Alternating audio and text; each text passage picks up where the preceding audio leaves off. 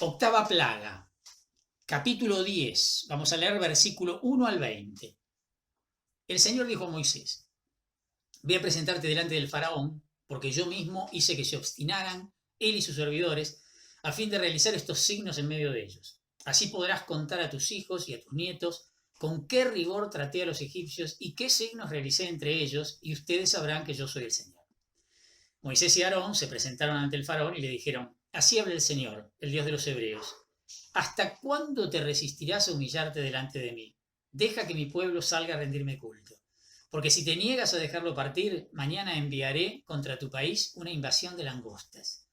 Ellas cubrirán de tal manera la superficie del suelo que nadie lo podrá ver. Devorarán el resto que se salvó del granizo y acabarán con todos los árboles que crecen en los campos. Invadirán tus palacios, las residencias de tus servidores y las casas de todos los egipcios. Tus padres y tus abuelos nunca experimentaron una cosa igual desde que se instalaron en el país hasta el día de hoy. Y dándose vuelta, Moisés se alejó de la presencia del faraón. Los servidores del faraón le dijeron: ¿Hasta cuándo este hombre será un peligro para nosotros? Deja que esa gente salga a rendir culto al Señor su Dios. ¿O todavía no te has dado cuenta de que Egipto está al borde de la ruina? Moisés y Aarón fueron conducidos nuevamente a la presencia del faraón y éste les anunció: Pueden ir a rendir culto al Señor, pero antes especifiquen quiénes son los que van a ir.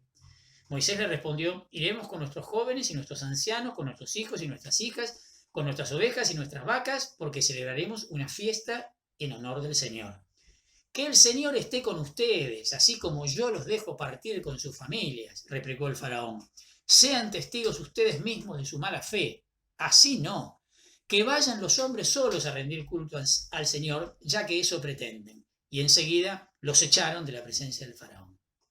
El Señor dijo a Moisés: Extiende su mano sobre el territorio de Egipto para que las langostas invadan el país y devoren toda la vegetación que dejó el granizo. Moisés extendió su bastón sobre el territorio de Egipto y el Señor envió sobre el país el viento del este que sopló todo aquel día y toda la noche. Cuando llegó la mañana, el viento ya había traído las langostas. Las langostas invadieron todo el país y se batieron sobre el territorio de Egipto en una cantidad tal que nunca se había visto una invasión semejante y nunca más volvería a verse. Cubrieron la superficie de todo el país de manera que éste quedó a oscuras. Devoraron toda la vegetación y todos los frutos de los árboles que se habían salvado del granizo, y en todo el territorio de Egipto no quedó ni siquiera una brizna del verdor en los árboles y en las plantas del campo. El faraón hizo venir de inmediato a Moisés y a Aarón y les dijo: He pecado contra el Señor su Dios y contra ustedes. Por eso perdona una vez más mi pecado y rueguen al Señor su Dios para que al menos aparte de mí esta plaga mortífera. Moisés se alejó de la presencia del faraón y oró al Señor. Entonces el Señor cambió la dirección del viento, que comenzó a soplar desde el oeste, y lo hizo con tanta fuerza que barrió con las langostas y las precipitó en el Mar Rojo. Así no quedó ni una sola langosta en el territorio de Egipto. Pero el Señor endureció el corazón del faraón y él no dejó partir a los israelitas. El relato es otra bella vista, al menos en su mayoría. De nuevo Moisés amenaza al faraón con un desastre que, de hecho, suele tener lugar en el Próximo Oriente. Hay un texto famoso del profeta Joel, también indicando una suerte como de castigo, simbólico, obviamente, donde en el capítulo 1 del libro de Joel, donde se habla de la invasión de las langostas, ¿no? Actualmente también nubes de langostas son arrastradas a una región de Egipto y luego barridas por un repentino cambio en la dirección del viento.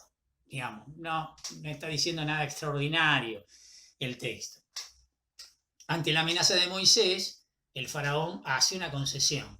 Los varones hebreos pueden unirse a Moisés para ir a rendir culto a Dios. Pero cuando Moisés insiste en que se debe permitir a todos los hebreos participar en el sacrificio, el faraón otra vez vuelve para atrás. Fíjense, tanto esta concesión para los varones, versículo 11, como el reconocimiento del pecado que va a venir después, ¿no? En el versículo 16, contribuyen a poner de relieve el conflicto entre Yahvé y el faraón. Este es como que comienza a rendirse, ¿no? El faraón está cada vez más cerca de flaquear, ¿eh? en el endurecimiento.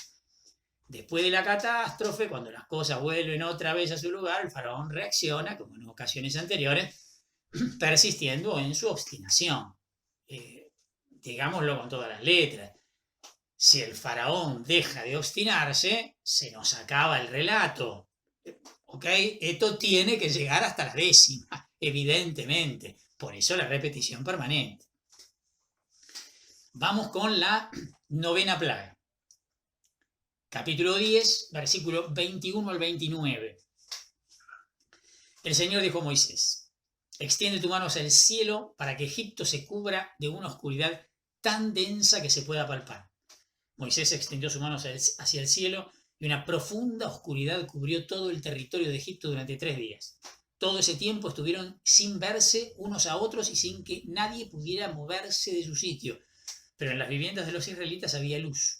Luego el faraón llamó a Moisés y le dijo: vayan a rendir culto al Señor. Podrán acompañarlo a sus familias, pero quedarán aquí sus ovejas y sus vacas. Moisés replicó: entonces tú nos tendrás que dar las víctimas para los sacrificios y holocaustos que ofreceremos al Señor nuestro Dios. No, también nuestro ganado vendrá con nosotros. Ni un solo animal quedará aquí porque nosotros queremos tomar de lo nuestro para rendir culto al Señor nuestro Dios. Por otra parte, hasta que no lleguemos al lugar señalado, no sabremos cómo rendirle culto. El Señor endureció el corazón del faraón y él no quiso dejarlos partir. El faraón dijo a Moisés: fuera de aquí y no te atrevas a comparecer otra vez en mi presencia, porque apenas lo hagas, morirás. Moisés respondió: tú mismo lo has dicho, no te volveré a ver. En el Próximo Oriente están familiarizados con el Khamsin. En realidad significa 50. Es un viento cálido que sopla desde el desierto durante marzo y abril y provoca justamente una oscuridad y una atmósfera muy pesada, opresiva. Lleva grandes cantidades de arena y polvo de los desiertos a gran velocidad, y hay un alza muy importante de las temperaturas. Normalmente sopla a intervalos durante 50 días, de ahí el nombre, aunque se da aproximadamente una vez a la semana y dura unas pocas horas cada vez. En 1959, de hecho, el autor del comentario bíblico San Jerónimo, un comentario bíblico famoso, fue testigo de este fenómeno en el Cairo. Bueno, cuando termina, se celebra como una fiesta popular. En nuestro texto, la oscuridad provoca un temor casi sagrado, ¿no? Un temor religioso. Estos acontecimientos, fíjense, entonces van llegando cada vez más a su clímax, que va a venir ahora definitivamente en la 10ª plaga.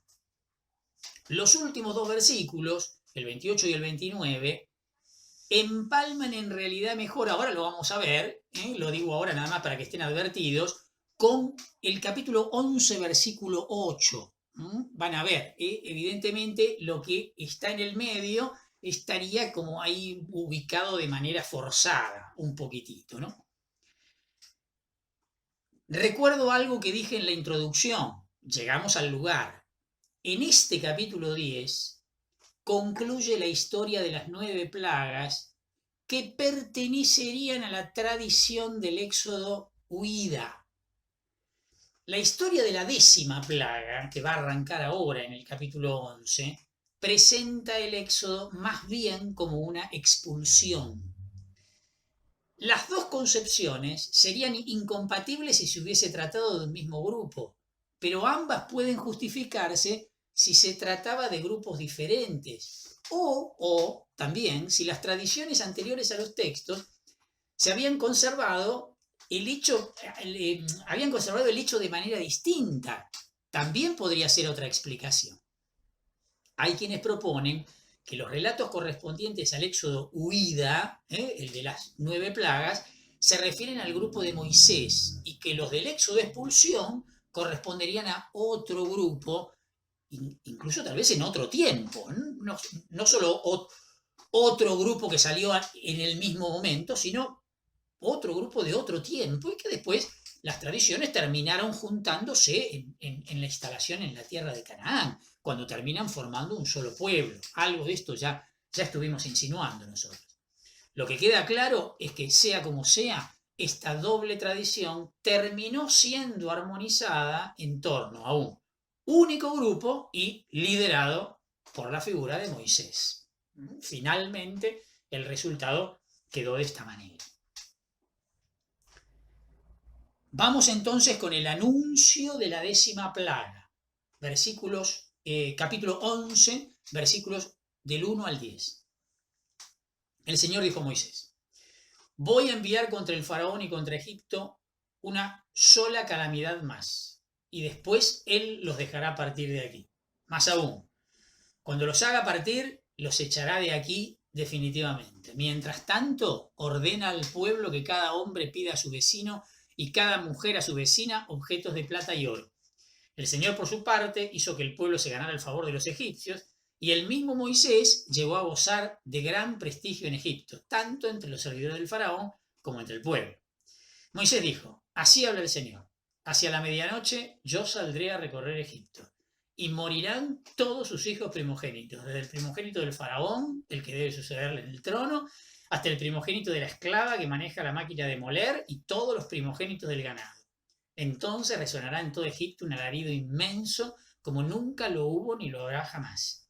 Pero contra los israelitas, ya sean hombres o animales, ni siquiera ladrará un perro, para que ustedes sepan que el Señor hace una distinción entre Israel y Egipto. Luego vendrán todos sus servidores a inclinarse ante mí y me dirán: váyanse, tú y el pueblo que está bajo tus órdenes. Después miré, y lleno de indignación, Moisés se alejó de la presencia del faraón. Luego el Señor dijo a Moisés: el faraón no los escuchará para que se multipliquen mis prodigios en el país de Egipto. Moisés y Aarón realizaron todos estos prodigios delante del faraón, pero el Señor le había endurecido el corazón, y él no dejó partir de su país a los israelitas. ¿Vieron acá? Versículos 8-9, que había hecho la referencia antes. Luego vendrán y Moisés se alejó de la presencia del faraón. Esto condice con cómo había terminado el capítulo 10. Bien. En el relato de esta plaga, o mejor dicho, del anuncio de esta plaga, puede que haya representación de las tres tradiciones: yavista, elohista y sacerdotal. Es muy difícil identificarlas, es un texto bastante complejo. Acá, como les decía, ¿no? Simplemente se anuncia. El despojo de los egipcios, vieron que aparece en el versículo 2, es un tema secundario que ya había aparecido, lo recordarán, en el capítulo 3, versículo 21, y va a volver a aparecer en el capítulo 12, versículos 35 y 36.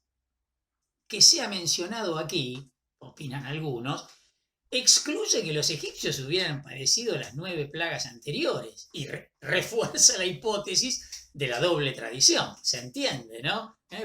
Son tan famosos y tan buena gente y tan reconocidos después de todo lo que pasó. Parecería que esta tradición está ignorando la tradición de las 9 plagas anteriores.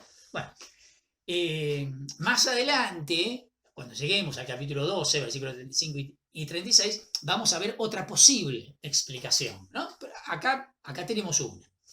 El supuesto prestigio de Moisés, del versículo 3, parece pertenecer a una tradición particular, posiblemente yavista. Y es difícil también porque hubo aportes yavistas anteriores en las plagas. ¿Ven? Es complejo el tema, ¿no? Es difícil encontrar una explicación satisfactoria a estos desajustes que hay en el texto, ¿no? Los primogénitos del ganado, del versículo 5, que aparecen, todo da a entender que fueron añadidos al relato original, seguramente porque, al igual que los primogénitos de los hombres, pertenecen a las primicias reservadas a la divinidad, según lo que vamos a ver en el capítulo 12, versículo 12, ¿no? Estaría otra vez como preparando lo que va a venir en el capítulo 12 para que ahí no haya una contradicción. La finalidad, que aparece en el versículo 9, también sugiere el desconocimiento de las otras plagas. Esto, para que se multipliquen mis prodigios en el país de Egipto. ¿Para qué va a decir esto si ya se habían multiplicado. No tendría demasiado sentido. ¿Estamos? Bien. El relato de las plagas, entonces, después de este anuncio de la 10ª plaga, es interrumpido por el capítulo 12 con la Pascua y los ácimos. Vamos a leerlo. Vamos a leerlo y después hacemos las aclaraciones correspondientes. Luego el Señor dijo a Moisés y a Aarón en la tierra de Egipto: este mes será para ustedes el mes inicial, el primero de los meses del año. Digan a toda la comunidad de Israel: el 10 de este mes consíganse cada uno un animal del ganado menor, uno para cada familia. Si la familia es demasiado reducida para consumir un animal entero, se unirá con la del vecino que vive más cerca de su casa. En la elección del animal tengan en cuenta, además del número de comensales, lo que cada uno come habitualmente. Elijan un animal sin defecto, macho y de 1 año. Podrá ser cordero o cabrito. Deberán guardarlo hasta el 14 de este mes, y a la hora del crepúsculo lo inmolará toda la asamblea de la comunidad de Israel. Después tomarán un poco de su sangre y marcarán con ella los 2 postes y el dintel de la puerta de las casas donde lo coman. Y esa misma noche comerán la carne asada al fuego con panes sin levadura y verduras amargas. No la comerán cruda ni hervida, sino asada al fuego. Comerán también la cabeza, las patas y las entrañas. No dejarán nada para la mañana siguiente, y lo que sobre lo quemarán al amanecer. Deberán comerlo así, ceñidos con un cinturón, calzados con sandalias y con el bastón en la mano, y lo comerán rápidamente. Es la Pascua del Señor. Esa noche yo pasaré por el país de Egipto para exterminar a todos sus primogénitos, tanto hombres como animales, y daré un justo escarmiento a los dioses de Egipto. Yo soy el Señor. La sangre les servirá de señal para indicar las casas donde ustedes estén. Al verla yo pasaré de largo, y así ustedes se librarán del golpe del exterminador cuando yo castigue al país de Egipto. Este será para ustedes un día memorable, y deberán solemnizarlo con una fiesta en honor del Señor. Lo celebrarán a lo largo de las generaciones como una institución perpetua. Durante 7 días ustedes comerán panes sin levadura. A partir del primer día harán desaparecer la levadura de sus casas, porque todo el que coma pan fermentado desde el primer día hasta el 7º será excluido de Israel. El primer día celebrarán una asamblea litúrgica y harán lo mismo el 7º día. En todo este tiempo no estará permitido realizar ningún trabajo, exceptuando únicamente el que sea indispensable para preparar la comida. Ustedes celebrarán la fiesta de los ácimos, porque ese día hice salir de Egipto a los ejércitos de Israel. Observarán este día a lo largo de las generaciones como una institución perpetua. En el transcurso del primer mes, desde el atardecer del día 14 hasta el atardecer del día 21, comerán el pan sin levadura. Durante esos 7 días no habrá levadura en sus casas, porque todo el que coma algo fermentado, sea extranjero o natural del país, será excluido de la comunidad de Israel. En una palabra, no podrán comer nada fermentado. Cualquiera sea el lugar donde habiten, comerán panes ácimos. Famoso texto. Este texto se lee el Jueves Santo, la lectura del Antiguo Testamento del Jueves Santo. Este primer mes al que hace referencia el versículo 2 es el de la primavera. Corresponde a nuestro marzo-abril. Se llamaba Aviv en el antiguo calendario. De la misma forma aparece nombrado en el libro del Deuteronomio, capítulo 16. Y luego se va a llamar Nisan, que es el nombre que seguramente les debe sonar más. En el calendario posexílico, en el calendario que se establece después del destierro en Babilonia, pasa a llamarse Nisan este mes. El término hebreo que se traduce por Pascua es Pesaj, y su etimología no es del todo clara. Popularmente se lo relaciona con el verbo hebreo pesaj, que significa cojear o saltar. Según esto, se estaría indicando que en la 10ª plaga Yahvé saltó sobre o pasó de largo las casas en donde el rito había sido observado debidamente, digamos, ¿no? que se había cumplido las órdenes que Dios había dado con respecto al tema de la sangre puesta en las puertas de las casas o de las tiendas, ¿no? Unos consideran que esta palabra está emparentada con un verbo acádico, pasaigú, que significa aplacar. Otros, en cambio, ven la solución en la lengua egipcia, donde, bueno, ahí se pueden encontrar varias sugerencias posibles. Por ejemplo, algunos piensan que se trata de una transcripción semita de una palabra egipcia que significa golpe. En ese caso, la 10ª plaga sería el golpe que Yahvé asestó a los primogénitos de Egipto. Otros prefieren relacionarla con el egipcio payá, que significa un recuerdo. De este modo, el acontecimiento de la 10ª plaga sería el recuerdo que marcaba la liberación definitiva del pueblo de Yahvé. Todo puede ser. Ahora, no es probable que los hebreos dieran un nombre egipcio o una costumbre de origen semita y que terminó siendo una de sus principales referencias. No, digamos, no es probable. Pero bueno, son posibles interpretaciones. Todos estos esfuerzos de interpretación pretenden ver en la 10ª plaga una explicación de la Pascua. Pero en realidad, la plaga fue un rasgo posterior a la fiesta, ¿sí? En realidad, no necesariamente está en el origen conectada. Sea cual fuere su etimología, la fiesta parece muy antigua, incluso anterior a la salida de Egipto. Al principio fue un rito nómada o seminómada de primavera, un rito en el que lo importante no era ni el sacerdote ni el altar, sino el empleo de la sangre, evidentemente. Con esto se aseguraba la fecundidad de los rebaños y la sangre untada en la entrada de las tiendas ahuyentaba a las potencias hostiles, a las potencias malignas, etcétera, etcétera, ¿no? Por otro lado, Masot, la fiesta de los ácimos, que también hace referencia al texto, o de los panes sin levadura, también era una fiesta muy antigua propia del mundo agrícola. Fue tomada seguramente de los cananeos y señalaba el comienzo de la recolección de la cebada. En esta fiesta la gente comía pan sin levadura durante 7 días y naturalmente se hacía la ofrenda de una parte de los primeros frutos de la cosecha. Por lo tanto, estas dos fiestas que tienen un carácter muy primitivo y reflejan un trasfondo agrícola nómada o seminómada, fueron historificadas, es decir, fueron cargadas con el gran acontecimiento de la liberación del pueblo, con lo cual recibieron un nuevo significado, recibieron un significado salvífico.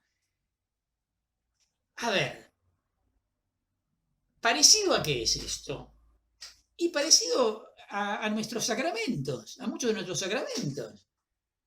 El bautismo no es un invento cristiano. Cuando uno va a la historia de las culturas, hay un montón de culturas en donde estaba el lavado como regeneración de la vida. Incluso había algunas culturas donde se hacía el enterramiento simbólico, con el mismo significado, volver a las entrañas de la madre tierra simbólico obviamente, ¿no? Para volver a nacer de una manera nueva. Bueno, ¿qué hizo Jesús? ¿Qué hizo la Iglesia? Fue tomar eso ancestral, perteneciente al universo cultural humano, y elevarlo a la categoría de sacramento. Otro ejemplo, Jesús no inventó la cena como tal, la gente comía. Toma la cena como memorial de su entrega. Bueno, y así podemos seguir. La unción con aceite era lo que se aplicaba habitualmente a los enfermos. Bueno, se eleva a categoría de sacramento el gesto, y se transforma en un rito. Bueno, acá está pasando algo por el estilo. El pueblo de Israel está heredando una fiesta de los pueblos seminómadas y se hace una relectura en función de la propia fe, en función de lo que el pueblo de Israel cree que Dios hizo con ellos. Es esto lo que está pasando ahora. En el ritual preisraelita de la Pascua, el exterminador, que aparece en el versículo 13, era el demonio que personificaba los peligros que amenazaban al rebaño, a la familia, y para protegerse de esos ataques entonces se ponía la sangre en las puertas de las casas o primitivamente en la entrada de las tiendas. Esto va a volver a aparecer en el versículo 23. Los versículos 1 al 14 se suelen atribuir a la tradición sacerdotal y los versículos 15 al 20, aunque reflejan la misma tradición, son una adición posterior, pues se supone que el éxodo ya se ha realizado. ¿Vieron lo que da a entender el versículo 17, ¿no? Ustedes celebrarán la fiesta de los Écimos porque ese día hice salir de Egipto a los ejércitos de Israel. Entonces parecería que esto ya, que el éxodo, si digo bien, ya es un acontecimiento del pasado. Las precisas y minuciosas instrucciones que se estipulan sobre las dos fiestas, una, garantía que son de tradición sacerdotal, ¿no? Pero segundo, reflejan la práctica posterior de Israel. ¿A qué me refiero? A las instrucciones sobre el tiempo preciso de la fiesta, sobre la edad y las condiciones del animal destinado al sacrificio, sobre el tamaño de los grupos que debían compartir el banquete, sobre la necesidad del tema de la sangre, sobre los panes ácimos, las hierbas que tenían que acompañar, y bueno, y principalmente sobre el carácter claramente religioso y conmemorativo que va a tener la fiesta, ¿no?